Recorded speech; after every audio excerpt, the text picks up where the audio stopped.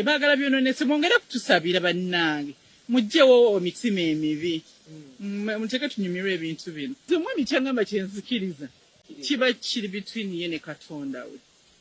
Nenze mbasubira kubanga kyangamba kye kituufu.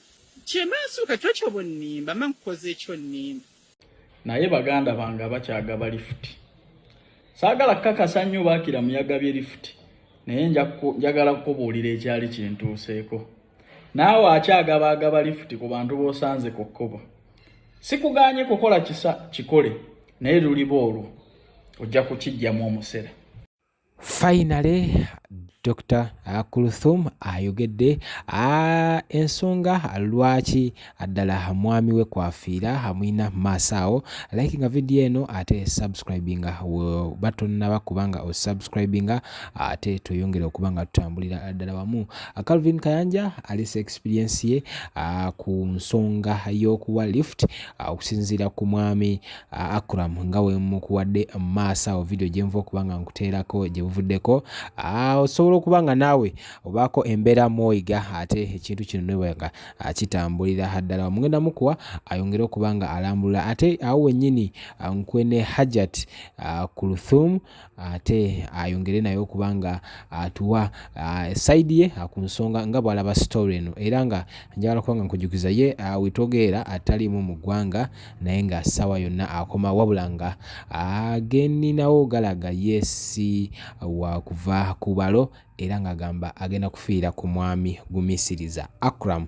Kansoke nkwe Calvin Kayanja Hajat ngenda mukuwa maaso eyo ate atujja kuba tweyongerayo omundi omulala.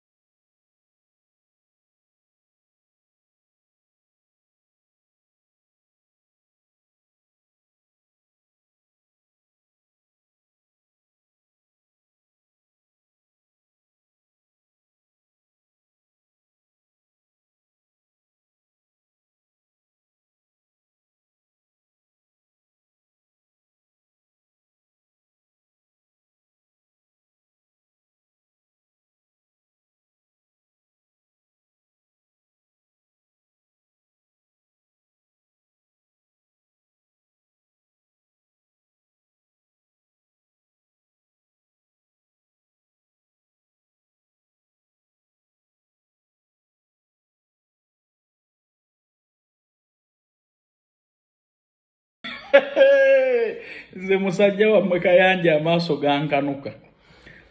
Ndukandu bavire ku ntono. Nvuga omukazi.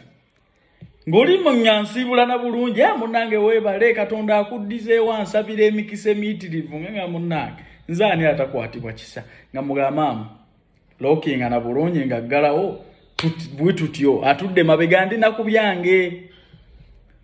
Tutuuka omukazi aŋŋamba nja kuviiramu awo.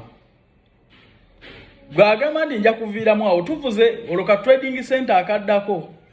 Ngagamba nviiramu awo ku stage ya boda. Nga mugamba kale. Nga nzire ebbali wali omukazi mugamba va mu mmotoka. Mugamba otuuse.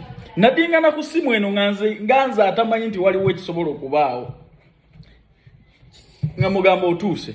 Ngenda okulaba nkiseesinga nti omukazi tavudde mu mmotoka nga mugamba kiki. Siwe wano ng'omukazi tankanulira amaaso bw'ati. Ngagamba ojja kumpa ssente zange ssebo. Mmwe tebyanzigwako. Ojja kumpa ssente zange. Omukazi yanneekalizaamu n'aŋŋamba ojja kumpa ssente zange. Oba si kyekyo ngenda kukuba enduulu abantu bonna bakuŋŋaane wankozesezza ekiro kyonna ojja kumpa ssente zange.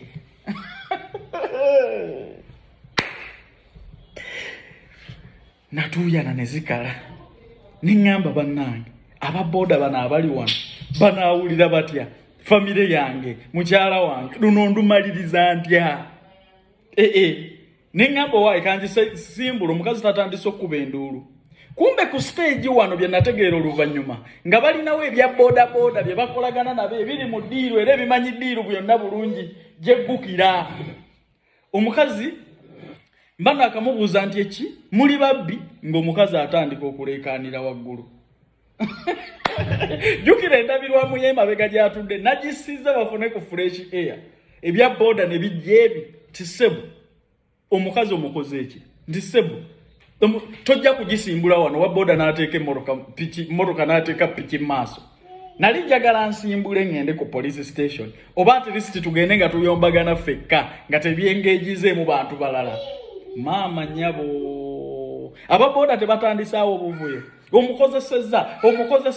omukozesezza ekikazi kijjeyo n'empale tiga empale yiino mbadde sinnana gyambala nasuze uwe yansuzeeko twalaganye emitwalo 15 agakatonda mu ggulu saaganya lutalo kweyongerayo ababoda abaali awo n'abantu abatono ababitegedde Kayanja n'ensala ensonyi ne mugamba mukwano sente zino nzikuwadde naye njagala okome ku nze nakwata emitwalo 15 n'enjiwa omukazi okutya okuswala ng'omukazi giya gye yali aleekaaniramu ogimanyi ng'ajjeyo n'akapale bw'ati kagisi string kaakano sinnakambala nakukambala ozza onkozesa n'okunkozesa ebyo bye byantuukako ku lifuti nayamba abantu abo babipulasitika era nze buli lwembalaba ndabira ddala abatujju abazibu omukazi yayimirira ku stage ya boda byonna ne bikuŋŋaana ku mmotoka yange nga bwe nkozeseza omukazi ekiro kiramba byonna ebyajja ku mmotoka nga tewaliwo alina ku sayidi yange because omukozeseza later on tukola investigations tutegeera nti abantu bano bapulantinga ne bamanya nti ku stage eno waliwo abantu baffe babiri bwe tunaaba tutandise okukuma omuliro be bajja okukonvinsinga community obeere nga tolina bwogerero ntegeerekese sikuganye kuyamba diyinza okuba nga omulimu ogwo Katonda ye yagukutuma naye lumu ojja kugujjamu omusera lumu okuyamba kwali kuntuze neŋŋamba bino mbitandike ntya ng'olukazi bw'olaawe lufaanana bannange lwe nasuzeeko nga nkabasanya olukazi lulinga ebigambo bye lwogera nentya abakazi nentya bannayuganda so ndabye sitoola eno nenzijukira olunaku lwe neesitulira omuteego olunaku lwe nasitula omusontwambe onguyamba ogutwalako ne gusibira ku stage ya bodaboda nze Kayanja singa ndi mulambo singa saayinamu mitwalo 10 awo mu nfo 15 gye nawa musege guli singa ndi ku mawulire ng'eyakozeseza omukazi ekiro kyonna n'atamusasula mbabuulidde kyovanze bwonsanga mmotoka yange nga ndimu bwomu ne bw'okuba enduulu ne bw'okola otya okukutwalako ekyantuukako nkijjukira naawe akyayamba ab'okukkubo siganye kuyamba Katonda yagukutuma ye yakugulira emmotoka era wagifuna lwakisa naye yamba lunaku lumu ojja kukufunamu naye baganda bange abakyagaba lifuti saagala kkakasa nnyo baakira muyagabye lifuti naawe akyagaba lifuti ku bantu b'osanze ku kkubo sikuganye kukola kisa kikole naye luliba olwo